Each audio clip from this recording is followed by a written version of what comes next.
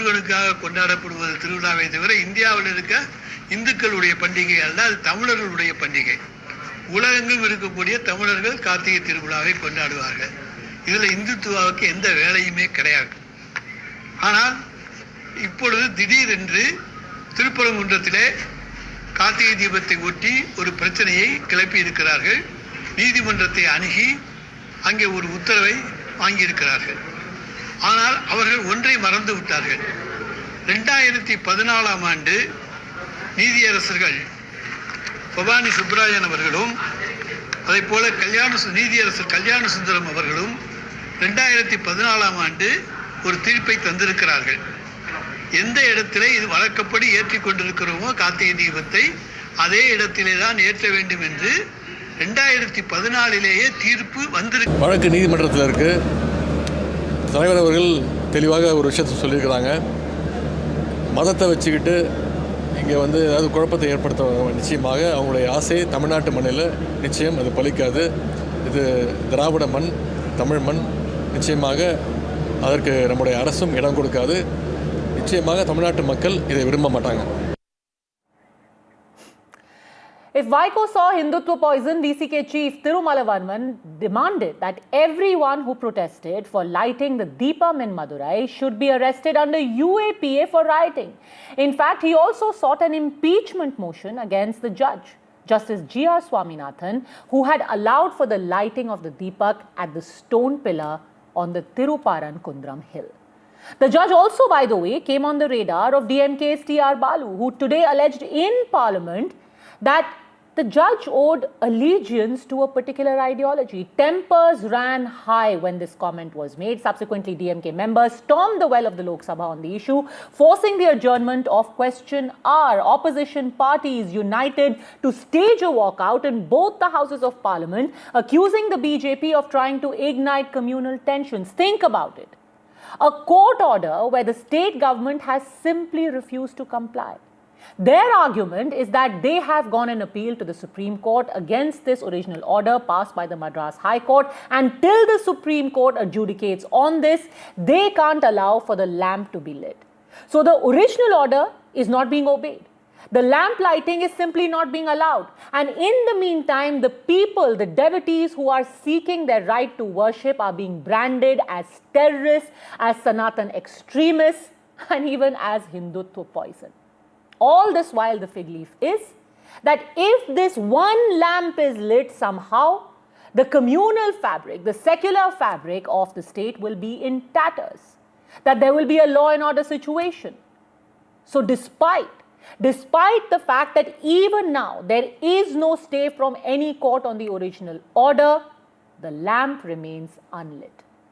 Today, a bench of the Madras High Court was hearing such a writ petition. It has been filed by the Temple Executive Officer against Justice G.R. Swaminathan's December 1 order, and despite repeated requests during that hearing, still no stay was given. Now this issue will be heard again next Friday on the 12th of December. But imagine in the meantime the state of affairs, that the devotees are coming in for attacks. Casteist attacks are being directed at the judge himself. Even the court today, the Madras High Court, was forced to observe that either such slander should stop or the patience of the court would be tested. And this is the state of affairs currently in the country. One side, despite being granted by law a right to light one lamp, is being constrained. The state government stands in the way, and in the meantime, what they do get is non-stop abuse, non-stop venom. Why is the fight for a right to pray being used to mount personal targeted attacks on an entire community? For the past 2 years, the BJP and the RSS, their Hindutva forces, are trying to make it as a communal clash, want to create communal problems. High Court judge is playing a tool in the hands of the Hindus. Looks like the Chief Minister Stalin is drawing inspiration from his namesake from earlier communist days and attacking the opposition for raising legitimate questions. All right, so joining us on the show today, we have Vinod P. Selvam, spokesperson of the BJP. Also joining us is Dr. Sumant C. Raman, political analyst Syed Asad Abbas, and A. Sarvanan, spokesperson of the DMK. But before I come to you, gentlemen, I want to go across to someone who spoke of Hindutva poison and actually figure out what is this Hindutva poison and why is there a vow to remove Hindutva from the state of Tamil Nadu.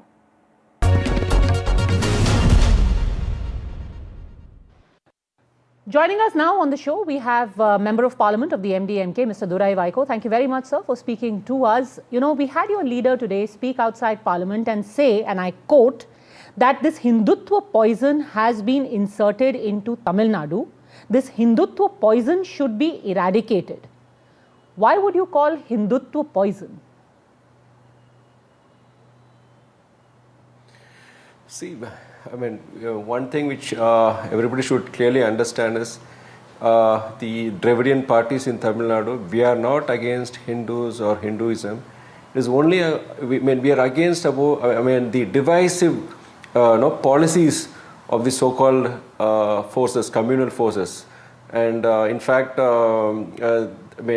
whatever has happened in recent times in the north of India, we have witnessed several incidents which has caused so much of pain among the Indian community. This pain has been felt by across all communities, Hindus, Muslims, everybody. So when we say poison, probably we refer to the divisive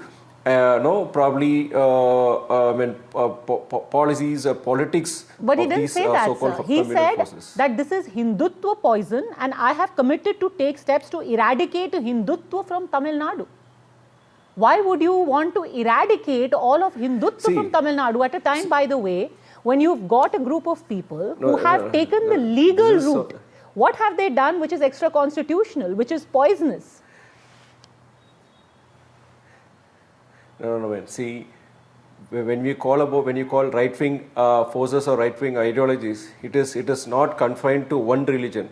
We have right-wing forces even across all religions. And probably when we say Hindutva communal forces, it refers to No, but he didn't say that, sir. He said, I will eradicate Hindutva.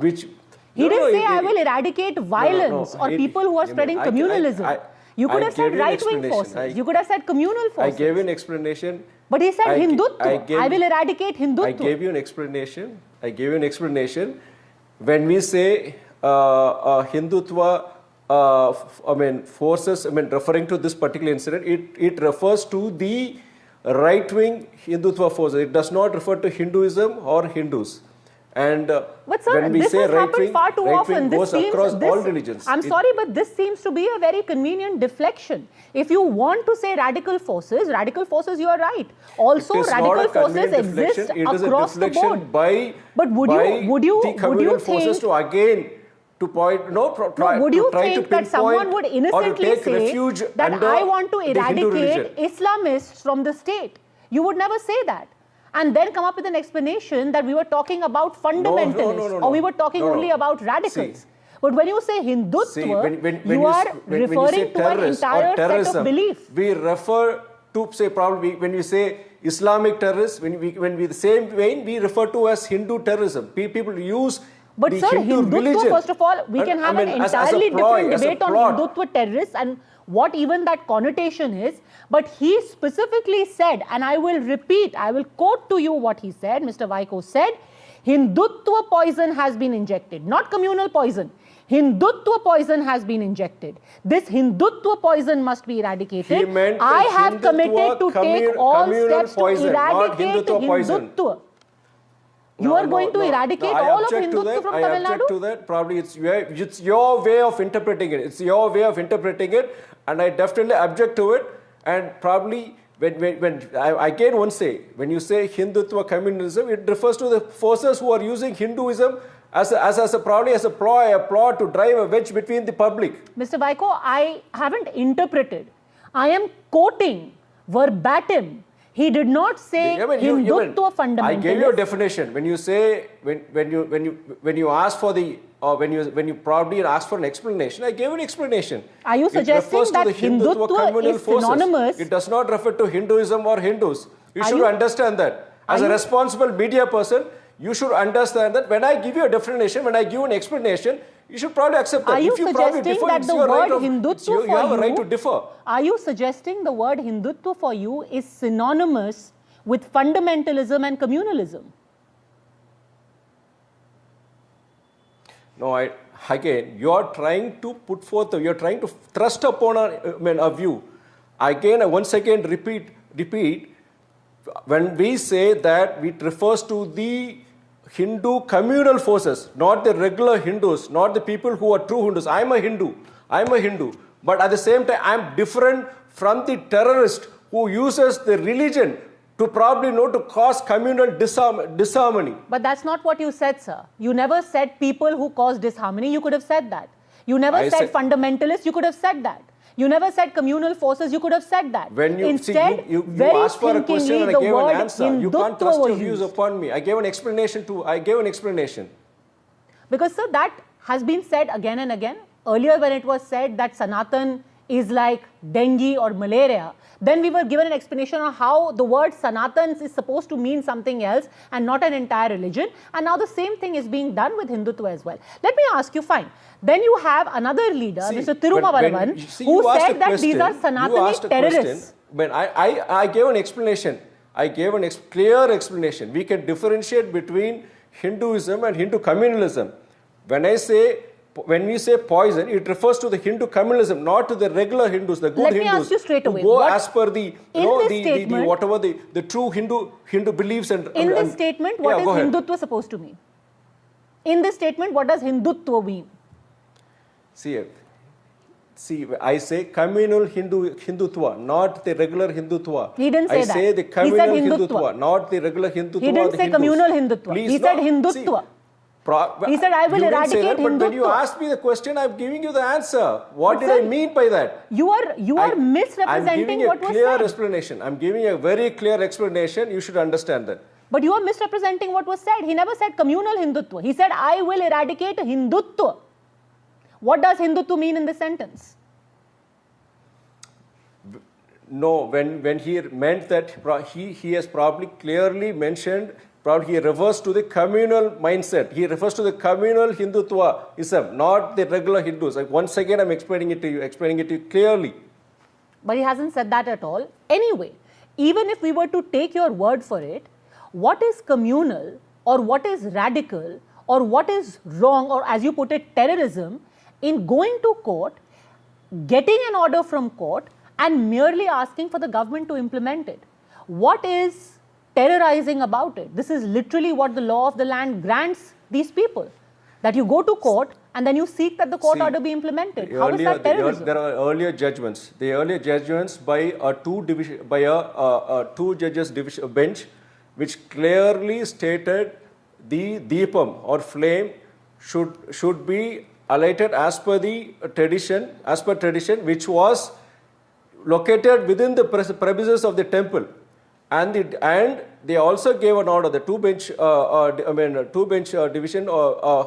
They gave a clear order saying that in case the devotees would want the deepam to be alighted in a different place, the decision should be as per the temple administration, and as well it should be taken into account that the deepam should not be alighted anywhere near the dargah. It's which not would near the cause dargah. communal disharmony. This It's was not the near the judgment dargah, given sir. by the earlier It's not near the dargah. two judges bench. And it's not us And saying that. and Madras, if you don't, the let me Madras finish. High Let Court me said finish. it's not Let near the me finish. dargah and it's Let not me going finish. to cause communal disharmony. Now, if that has to be challenged, it has to be challenged by a numerically higher bench. That is by a 3-judge bench or something higher. A similar 2-judge bench cannot give a verdict against that, or a single judge cannot go. A single judge verdict shall not go against the 2-judge bench. Mr. Vaiko, let me ask you this simply. You can the Tamil make Nadu government this. has approached the Supreme Court. Yes, they have. You can make this legal argument. But again, I ask you, simply for wanting to have an order implemented, why are you branding an entire group of people as terrorists? I am asking you, what have they done to be called terrorists? What did they do? No, I'm sorry. Did they try and storm any place? Did they try and take the law in their hands? It is you are trying to thrust upon your view. I mean, as I said, communal forces, now it is you are trying to probably thrust upon your view. Never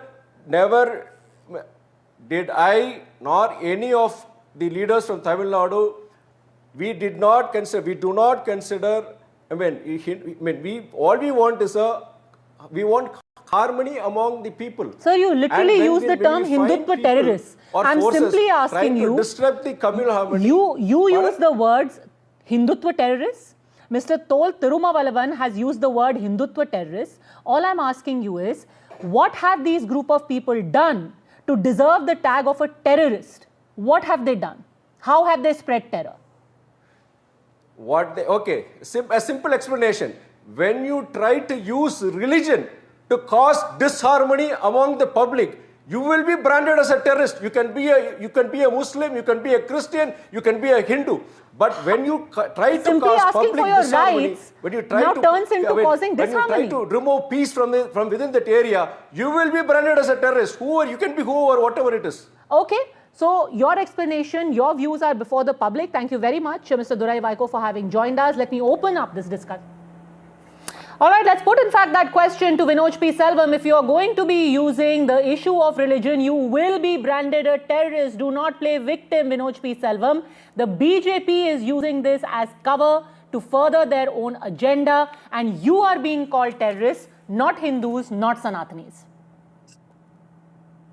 Clearly, the DMK and its allies are absolutely rattled by what is happening in Madurai right now.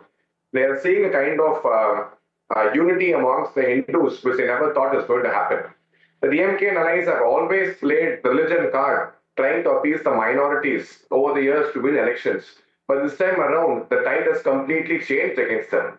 This time, it's not the Muslims, it's not the Dargah, it's not the committee which is opposing the lamp being lit, but it's the HRNC, which is supposed to be safeguarding the rights and interests of the temple. It is the officials of the same HRNC who are going against the rituals and the beliefs of the temple and saying that we will not light the lamp. And the police are saying that there will be a law and order problem. All right, the only question is, who is going to cause law and order problem? The Dargah is not opposing. They're saying you.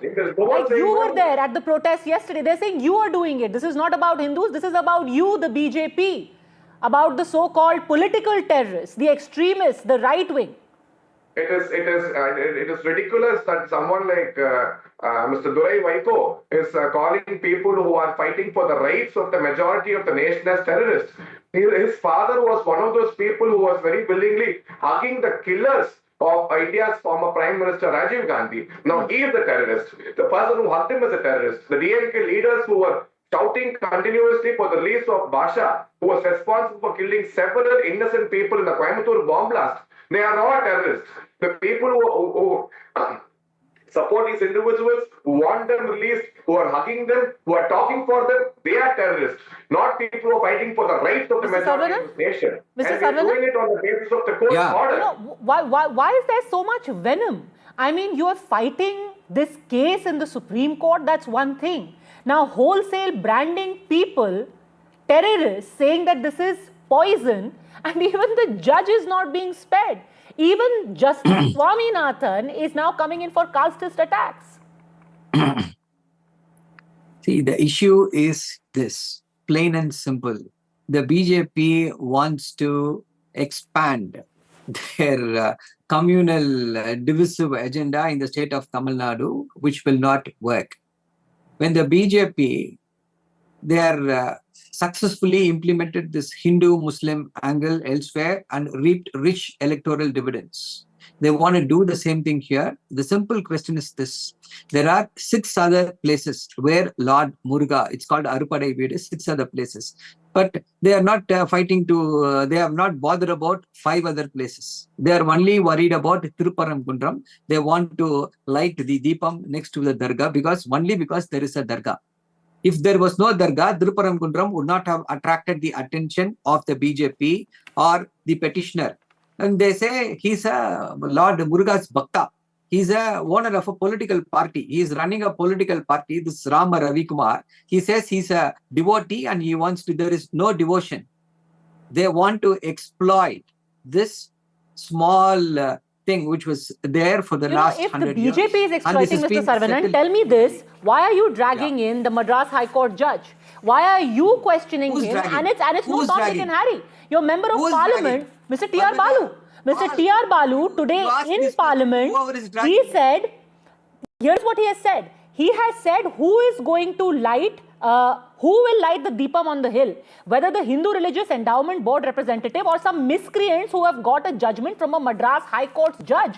This was mentioned inside Parliament, which is why Parliamentary Affairs Minister Kiran Rijiju had to stand up and correct him, saying that you cannot question the judiciary in this manner, and that too casting casteist aspersions. Sir, you yourself are an advocate. Now, are you wholesale going to attribute malicious motives to everyone, including a judge? Padmaja, are you giving? Only because of his caste. Padmaja, the question is this. Are you giving a good conduct certificate to the petitioner? No, I'm asking you. Are you saying today that the BJP is malicious and is exploiting it for its politics? Why is Justice Swaminathan being attacked? Because of his caste? No, I don't know. It's like please allow me to speak. Otherwise, it's a waste of time. If I'm only going to hear your voice. I'm here to put forward my voice. Why are you attacking Justice Swaminathan? Simple question. You're an advocate. Allow me to speak. Allow me to speak. Allow me to speak. Yeah, Mr. Rama Ravi Kumar is not a devotee. So if he is labelled as a miscreant, he has been rightly labelled as so. What did he do? 2 days back, 2 police persons were attacked. What was the order? Peacefully do it. But police persons were attacked by these. Sir, you are sidestepping my question. I am asking you simply, Mr. Saravanan, as a spokesperson of the DMK and as a man of law yourself, how can you possibly defend a casteist attack on the judge? And so much so that today the Madras High Court, you know what they've said? Don't test our patience. We can tolerate to some extent. If it exceeds, we'll take action. You know that they have exceeded. They can't keep on provoking and making such remarks because the courts and judges are not supposed to react. They can't take advantage of it. You have gone so far in your politics as to try and level these kind of casteist charges. Even a judge is not spared. How do you defend it as a lawyer? Who is making this casteist remark? That is what I'm asking. DMK is not making it. Who is making it? No, DMK is not making it. Why are you asking me? Sumansi Raman. By the way, Mr. T.R. Balu today, when he made a comment about the judge inside Parliament, that is why the Parliamentary Affairs Minister stood up. I quoted to you what he said. Who is going to light the Deepam? The Hindu Religious Endowment Board representatives or some miscreants who have got a judgment from a Madras High Court judge? Online slander is being done openly about the judge. See, that's what. Can I come in on you are not allowing me to speak. If it is for your monologue, say this is a monologue of Mrs. Padmaja Joshi. Are you saying you're unaware of the attacks? Sumansi Raman. No, Sumansi Raman, Mr. Saravanan says we are not doing any of this. We are only going in appeal against a High Court order. Don't drag us into this. We are doing nothing controversial. We are only following the letter of law. Okay, Padmaja, give me a minute to sort of put this whole thing in perspective. First of all, let's be very clear that this Deepatun, which by the way they are calling as a survey stone, is not on land owned by the Dargah. Let's be very clear of this. So this is not a matter where land owned by the Dargah or the Dargah premises itself is being brought into question. This is away, 50 meters away. Second, this so-called division bench order of 2014 that they are quoting, the prayer itself was a different place. The request, the prayer in that case was to light it on top of the hill, which is where the Dargah is. In fact, this judge personally visited the place, saw that the hilltop was where the Dargah was. This place where the Toon is 50 meters away from the Dargah. There is no question of any harm coming to any area around the Dargah because this is a good 50 meters away. And on that basis, basically in 1923, the Privy Council judgment actually said that except for the Dargah area, another place called Nelitopu, and the third place, the steps which lead to it, the rest of the hill is deemed to belong to the temple. And the most bizarre part of this whole thing is the Dargah, trustees don't have a problem. They gave their The consent in Muslims in writing the area way don't back have in a problem. 2005. They don't have a problem. The whole issue, I mean, it's an absolutely incredible thing because, first of all, the HRNC, logically, they have got a judgment in their favor, correct? Yeah. They are appealing a judgment which is ostensibly in their favor. Have you ever heard of something? Why are they doing it? Why are they doing it? Mr. Savanan is saying we are doing it only because we care for the right. No. Let's be very clear, Padmaja. They're doing it for minority votes. Everybody knows that they're doing it for because today the DMK is in power only because of minority votes. They get 15% solid vote share overwhelmingly from the minorities. Without that, they would be cleaned out. They know that is the reason that this whole thing is coming on, and now they face a threat because the TVK of Vijay everyone is can see through it. Cut into the minority vote. Sorry, but everyone they are can showing see through that it. vote up. No, I didn't get you. Everyone can see through it. Even Sumansi Raman is clear that your entire argument of, the Dargah is going to be under threat, all of that is just a bogey. This is for votes. Padmaja, one second. Please. See, the issue is this. Any word of what I said The bonus of maintaining a law and order is with the state government. See, these fanatics, these caste apologists, they can say whatever they want. They can brand us whatever they want. Sumansi Raman has become a caste apologist. Because he's not saying what you like. It is the duty. It is the duty of the state government. It is the duty of the state government to maintain law and order. That is the biggest thing. We are not here. We are not here to get comments. We are not here to listen to the advice or his comments of somebody who is visibly with the RSS. So we are not bothered about that. What we are worried about is the law and order of the state. That is what we are worried about. The onus is on the state government to maintain law and order. And the only question is this: what has the BJP got to do? A devotee. Let us assume this Rama Ravi Kumar is a devotee. What is the BJP president? Sir, this is not just about Rama Ravi Kumar. Right? Every single person. There are people who are protesting over there. You call them Sanatani terrorists. Sumansi Raman speaks up. He is branded a caste apologist. A judge gives an order. He is called, he is subjected to casteist ridicule. How can it work like that? You simply cannot dismiss everyone. But Vinod P. Selvam, just to put this in context for our viewers, the entire placing of these two disputed areas, I want to show our viewers, and this is what the DMK has been arguing again and again, that this is where the Deepam is currently lit, right above the temple. What you are asking for is this spot, which is very far away, which they call a survey stone. What is the need? If for years and years this has happened, why do you want to make things difficult?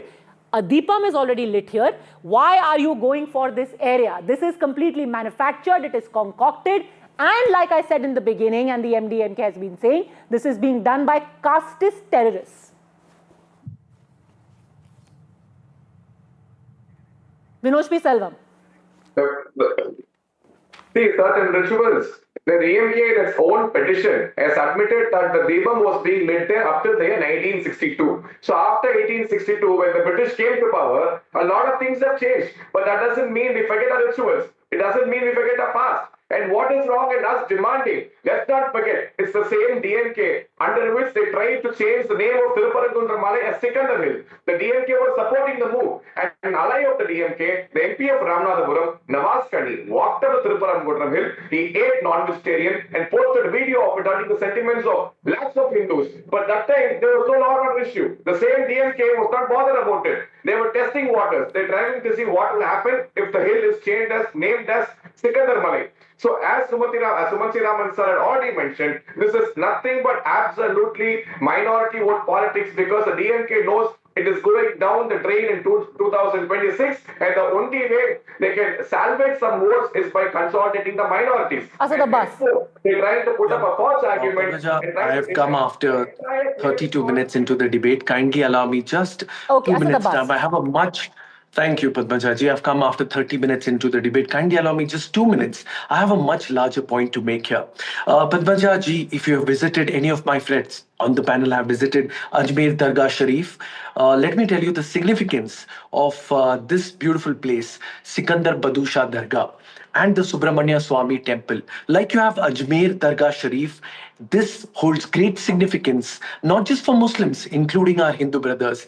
You'll be very happy to know that Madurai, the Tiruparan Kundram hilltop, has been a symbol of sacrosanct with our Hindu brothers and Muslim brothers.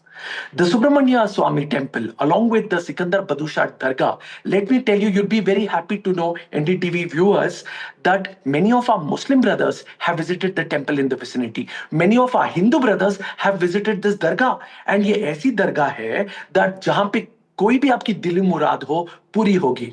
The fact of the matter is, what hurts me today, Padmajaji, मजहब नहीं सिखाता आपस में पैर रखना. हिंदी है हम, वतन है हिंदुस्तान हमारा. But when dirty politics is being played, let me tell you, our Hindu brothers have no problem there. Our Muslim brothers there have absolutely no problem. But when political parties come in and create the rift, it is absolutely heartbreaking. I'd like to challenge any of the members here to give me one name of the dargah or one name of the temple who have actually been miscreants or created any confusion here. No, there are other representatives of organization affiliated with political parties. Which political parties? Which political parties are creating the misconception? Dargah has no objection. Ma'am, Dargah has no objection, temple has no objection, so why is the Deepam not being lit? That is the entire question. Mr. Abbas, Who's you're not creating the understanding confusion? that. Allow me to answer. Padmajaji, you've asked me a question, now allow me to answer. See how vociferously our friends of the BJP and our friends of the DMK are supporting their own respective narratives here. But let us understand, keeping the politics aside, you cannot divide the unity sacrosanct. Sir, thank you for that message of unity. But who is creating the confusion? Who is creating the animosity? That is the whole problem. The whole problem is that somebody has gone to court. The court has ruled in their favor. The dargah doesn't have a problem. The temple doesn't have a problem. And yet the state government decides to not implement the order which has come from court.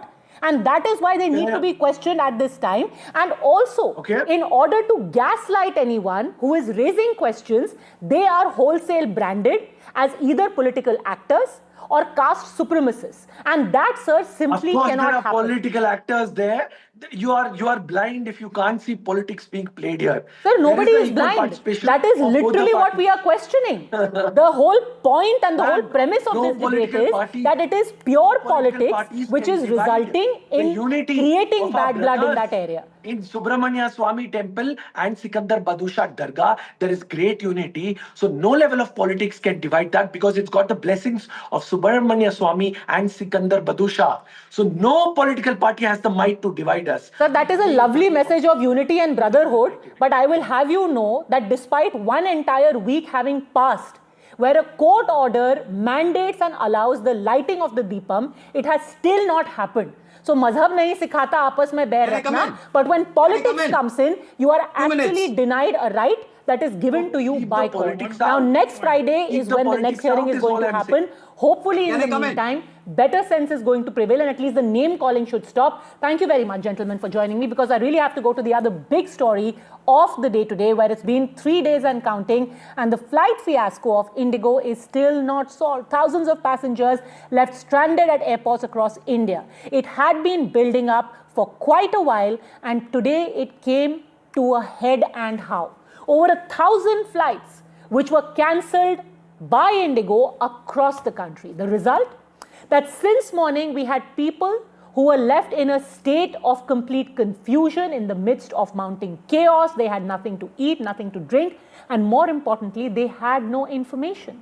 Late evening, Indigo CEO issued a mere apology and said that full normalization is expected between December 10 and 15, hence this aviation crisis will continue tomorrow as well.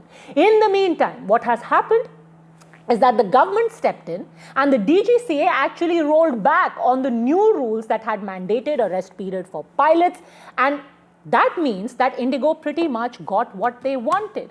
They refused to adhere to the new rules that had been brought in by the aviation regulator simply by ensuring that things became so bad that there was complete chaos across the country at the airports.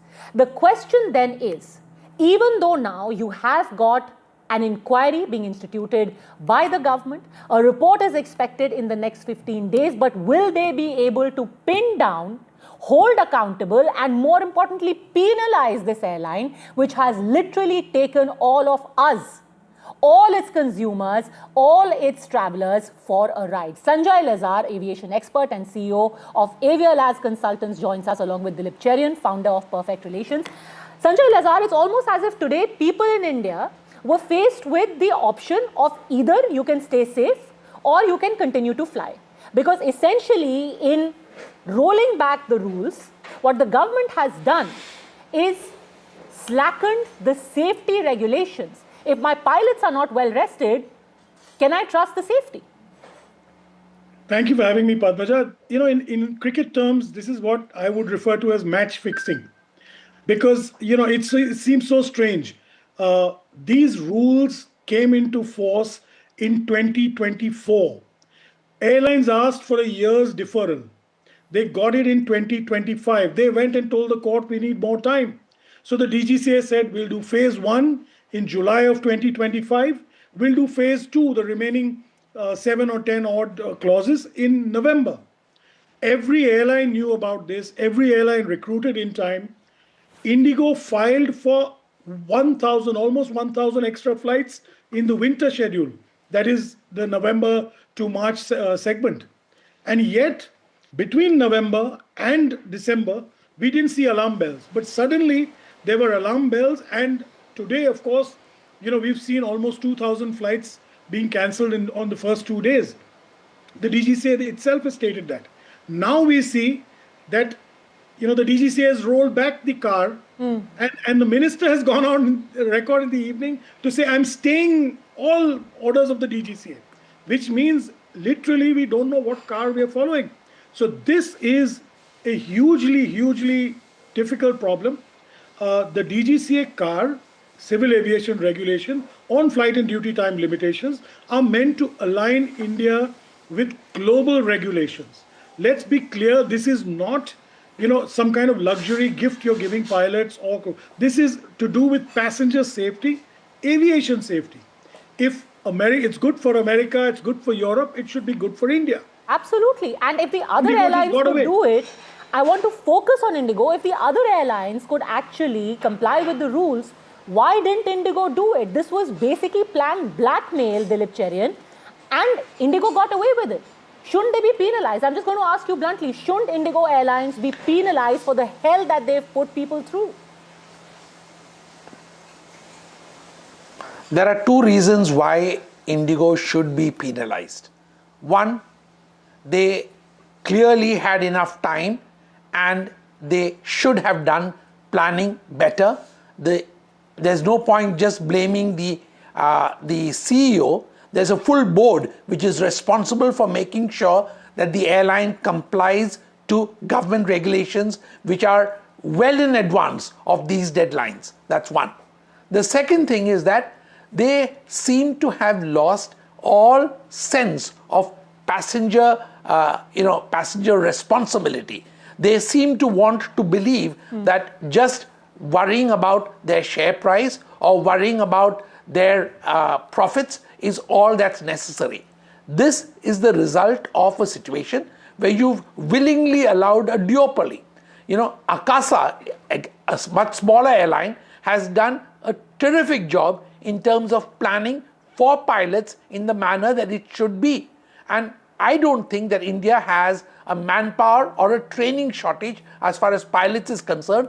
We should be churning them out and hiring them at much larger numbers. If you are an airline which flies 2,200 flights a day, you jolly well do that planning and recognize that passengers are your first priority. Their safety first and their ability to rely on the schedule that you put out. And you know, here is the irony, Sanjay Lazar, and I'm urging all of our viewers also, if you've had an experience, and why I'm saying this is because at around 2 in the afternoon, you had a statement being put out, 2:18 p.m., a statement was put out by Indigo Airlines where they said that We are going to give full waiver on all cancellations. We will ensure full refunds. We are going to book you into hotels across cities. We are going to give you surface transport. We will give you food. And we literally, beginning 2 p.m. onwards, as late as 6 p.m., had viewers calling in and saying, I am still standing at Hyderabad airport. I am still standing at Bengaluru airport. Nobody has given me any hotel room. Nobody has even given me any information, leave alone giving me food and water and hotel rooms. So even today, Indigo did not do what it was promising online, on camera, on TV, but on ground, the reality was quite something else. That's the level of impunity. Well, Padmaja, very important. Yesterday evening, the Indigo team had a meeting with the DGCA and the ministry, where they decided to cancel 1,000 flights today. Yet they never informed anybody in the morning. There was no press release. The government should have sent out something. So passengers arrived at various airports. Today, Peter Elbers gave a statement saying that we have planned these cancellations. Who is going to be responsible? Talking about passengers at airports, I want to narrate a personal story. My family was traveling from Bangalore to Pune yesterday. They couldn't land in Pune. They circled for an hour, eventually diverted to Bombay because of lack of fuel, landed in Mumbai, waited for 4 hours on the aircraft, finally managed to get off. And they took a cab and came. They said, forget the refund, forget everything else. Let's just take a taxi. It's the safest thing. We don't even know when we'll get back to Pune. This is the situation. Cab fares, now we're talking about extortion by airlines and hiking of fares. Cab fares have gone up from 3,000 on a Bombay-Pune to 7,000 rupees. Because of this, even local fares from the airport in Mumbai yesterday were double and triple. So there's another aspect that Indigo has affected everybody, not only the passengers, but it's destroyed our economy. Thousands of crores of loss. Who is going to bear that loss? And the predatory pricing that we saw all through today, where a trip which would have ordinarily cost you about 15 to 20,000 was going as high as 60,000. A round trip to Chennai for 60,000. Can you imagine? It was cheaper to fly to Sri Lanka, to fly to Bangkok, than to actually make a trip to Raigad or to Raipur. That's how ridiculous things got. Subodh Pal, a viewer of ours, joins us from Bhubaneswar. So, did you have a personal experience? Go on, Mr. Pal. Yeah, ma'am. I came from Mangalore to Bhubaneswar via Bangalore on 3rd of December. In Mangalore, my flight was delayed for 3 to 4 hours. And when we came to Bangalore, it was delayed for indefinite period. Then I requested them, because I have with my small daughter, she was coming from her college. Then after lots of requests and query, they adjusted me in one flight, which was coming after 8 hours late. But till now, after 72 hours also, I am not getting my luggage. Oh, damn. No luggage even now. Yeah, okay. 2 luggage bags. That was my daughter's baggage. Every clothes and everything was with that bag. Well, and sir, I'm trying to... a lot of people would be watching you and saying, at least you got back home. That's how bad things were, that people are literally counting their blessings in whatever little relief that they got. I want to quickly get in a word from Mr. Venkatesh, another viewer calling in now, sir. What was your experience like? Hi. This is really terrible.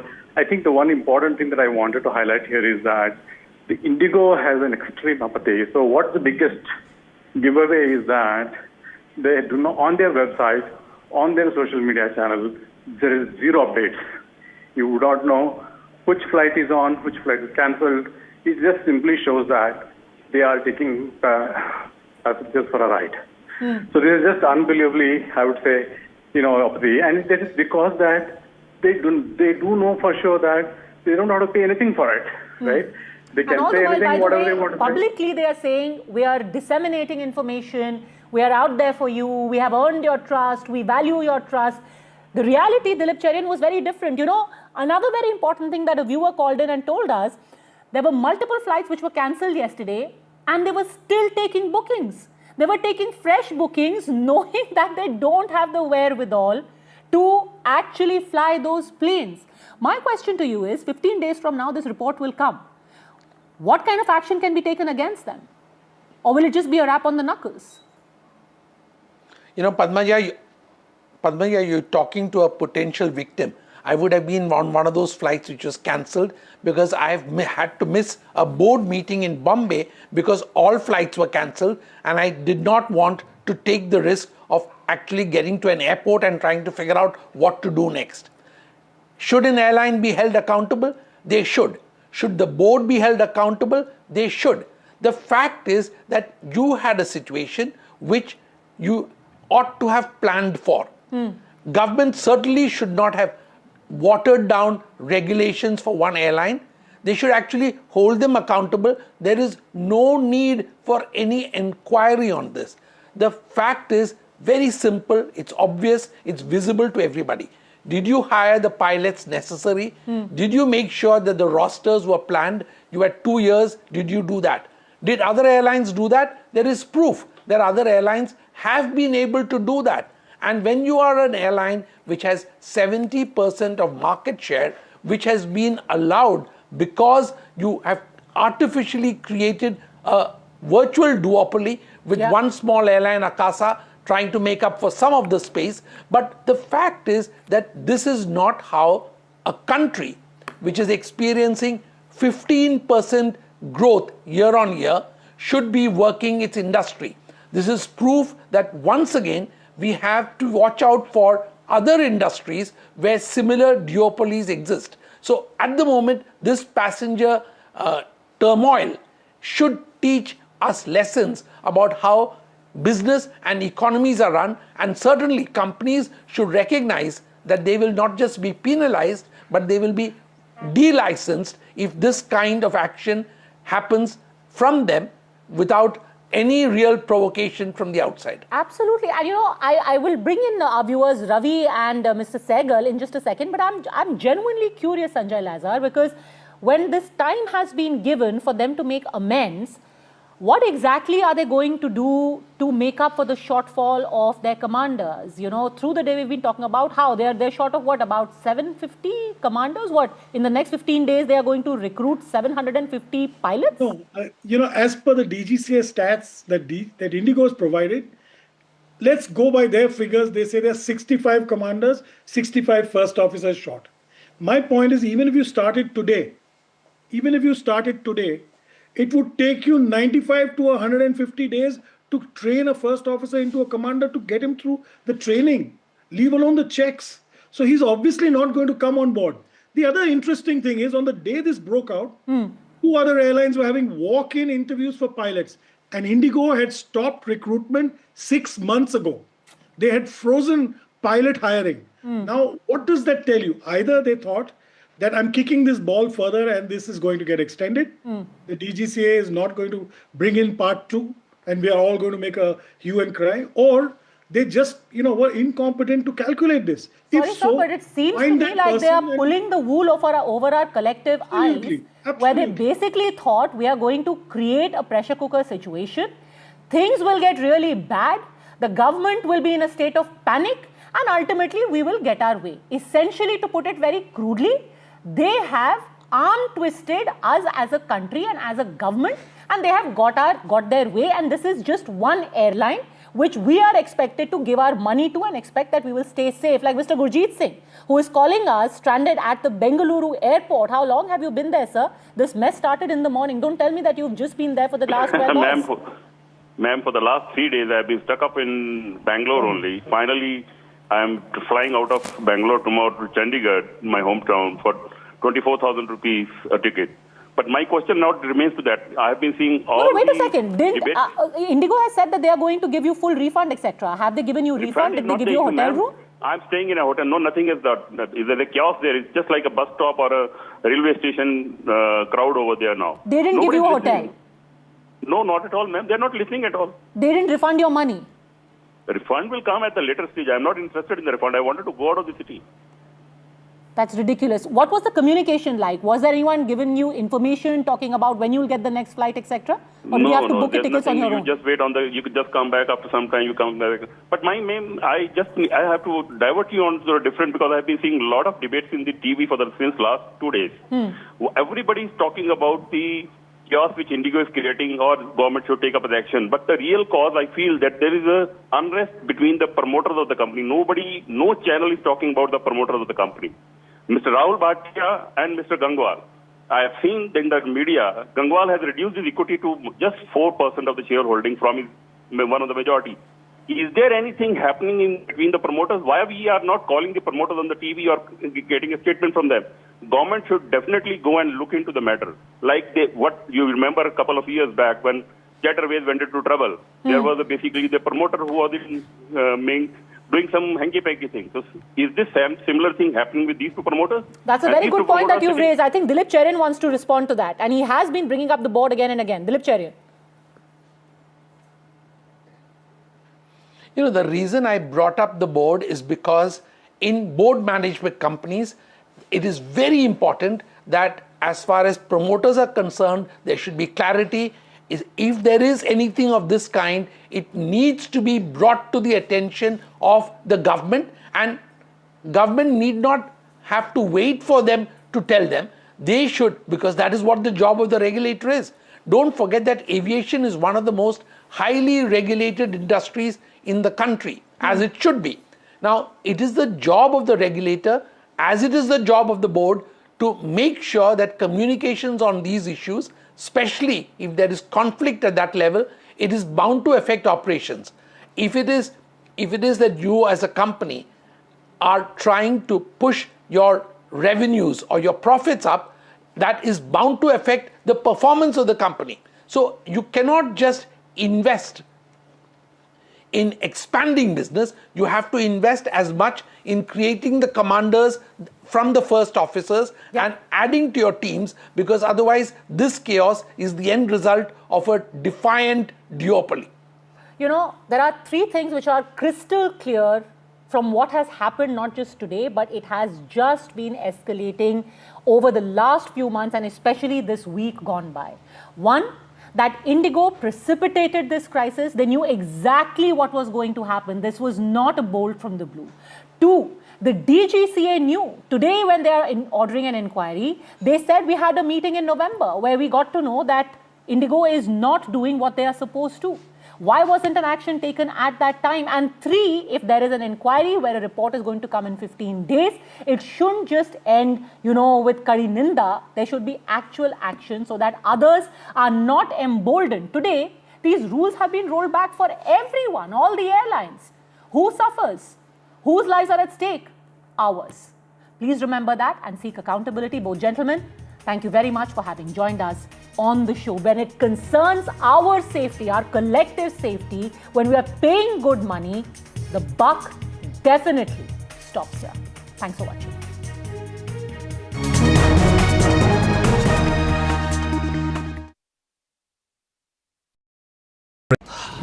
Salute है जी, आप देश की रक्षा में जान लगा देते हैं और आप घर घर में तार लगाते हैं जी। ई बीम टेक्नोलॉजी से बनी, न जले न पिघले, सबकी रक्षा करे।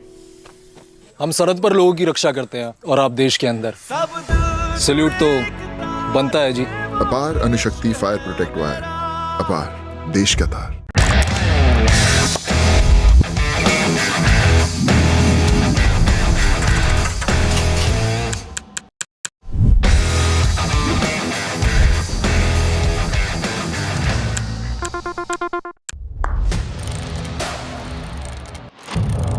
What seems settled for me is unfinished business. So I rewind, I pause, I reflect, I dig until what's buried stands up to be counted. Breaking ground, not just headlines, the meaning behind them.